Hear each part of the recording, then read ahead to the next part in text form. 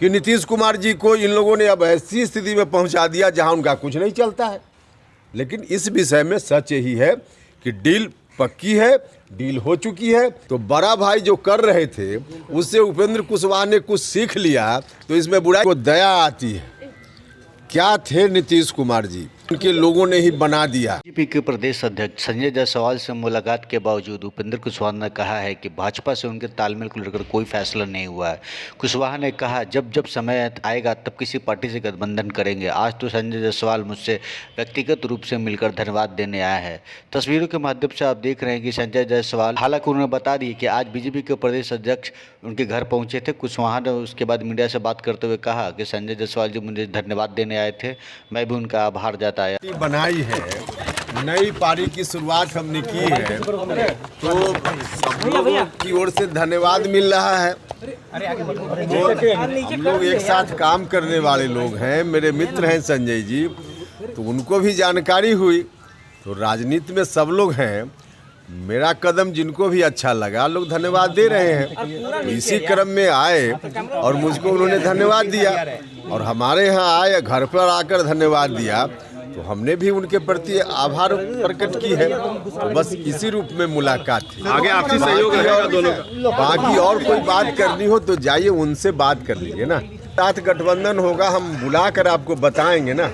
लेकिन संभावनाएं हैं जल्दी शुरुआत गठबंधन कोई आधा आज आधा कल आधा परसों ऐसे थोड़े होता है। आपने जिस तरह उसमें शुरुआत की कोई बात नहीं है। आपने जिस तरह एमएलसी का पक्ष छोड़ा और संजय जायसवाल जी ने भी लंबा चौड़ा स्टेटमेंट दिया उस पे कि आपने एक बड़ा कदम उठाया है, क्योंकि राज्यपाल नॉमिनेटेड होने के बावजूद आपने पद से इस्तीफा दे दिया। हाँ, निश्चित रूप से। अब मुझको लगता था कि राजनीति में नैतिकता के लिए भी जगह होनी चाहिए और हमने हमेशा ख्याल रखा है। तो उसी रूप में मुझको इस बार भी लगा कि भले बहुत आवश्यक नहीं है एमएलसी पद छोड़ना, लेकिन नैतिकता कहती है कि हम इस पद को त्याग दें।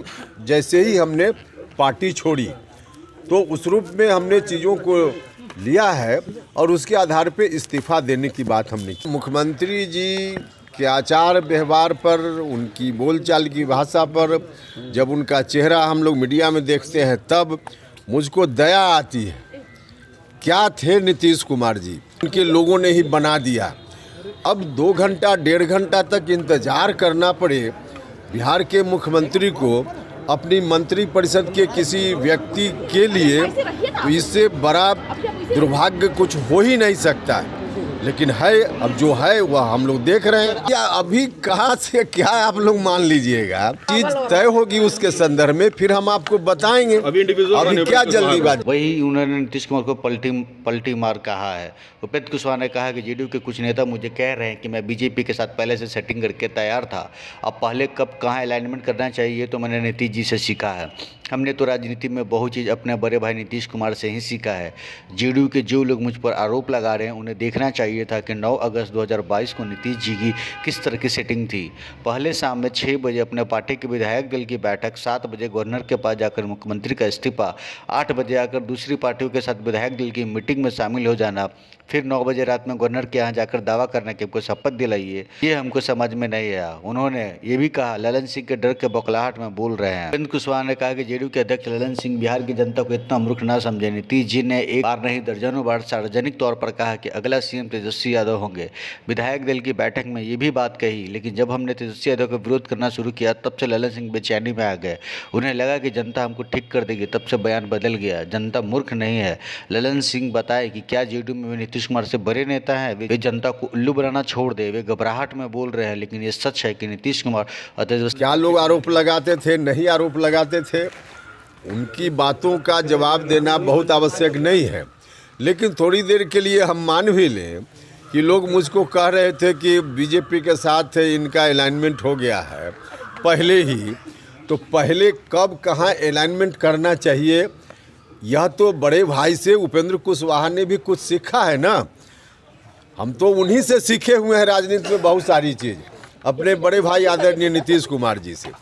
और जो लोग भी मेरे ऊपर जेडीयू के लोग ऐसी बात कहते थे, उनको देखना चाहिए था कि उस दिन आखिर किस तरह से अलाइनमेंट था कि शाम में 6 बजे अपने विधायक दल की मीटिंग, 7 बजे जाकर इस्तीफा मुख्यमंत्री जी का गवर्नर साहब के यहाँ, 8 बजे आकर और पार्टी के साथ विधायक दल की मीटिंग में शामिल होना, फिर से जाकर 9 बजे रात में गवर्नर के यहाँ दावा करना कि हमको शपथ दिलाइए, और कल 2 बजे दिन का भी इंतजार नहीं, 10 बजे दिन में गवर्नर साहब अब शपथ दिला रहे हैं। तो ये बिना अलाइनमेंट का होता था क्या?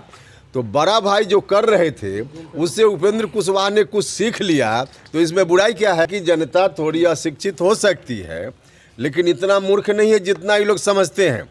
नीतीश कुमार जी ने एक बार नहीं अनेक बार घर में, कमरा के अंदर नहीं, पब्लिक डोमेन में, महागठबंधन विधानमंडल दल की मीटिंग में सार्वजनिक रूप से कहा कि अगला अब तेजस्वी। तो नीतीश कुमार जी बोल रहे हैं, और ललन सिंह जी, जब से हमने इस इशू को उठाना शुरू किया है, जब से हमारा विरोध हुआ है, तब उनके ऊपर दबाव हुआ और घबराहट हो गई कि अब जनता खैर ठिकाना हमारा लगा देगी। तो उसके बाद से उनका बयान ललन जी का अलग आ रहा है। अरे भैया, जनता मूर्ख नहीं है। नीतीश कुमार जी जो चाहेंगे वह होगा जेडीयू में, या ललन सिंह जी के कहने से होगा, और तय कर लें दोनों लोग कि नीतीश कुमार बड़ा नेता कि ललन सिंह जी बड़ा नेता। और इसको भी थोड़ी देर तक मान भी लिया जाए तो हम तो यह कहते भी रहे हैं कि नीतीश कुमार जी को इन लोगों ने अब ऐसी स्थिति में पहुंचा दिया जहां उनका कुछ नहीं चलता है। लेकिन इस विषय में सच यही है कि डील पक्की है।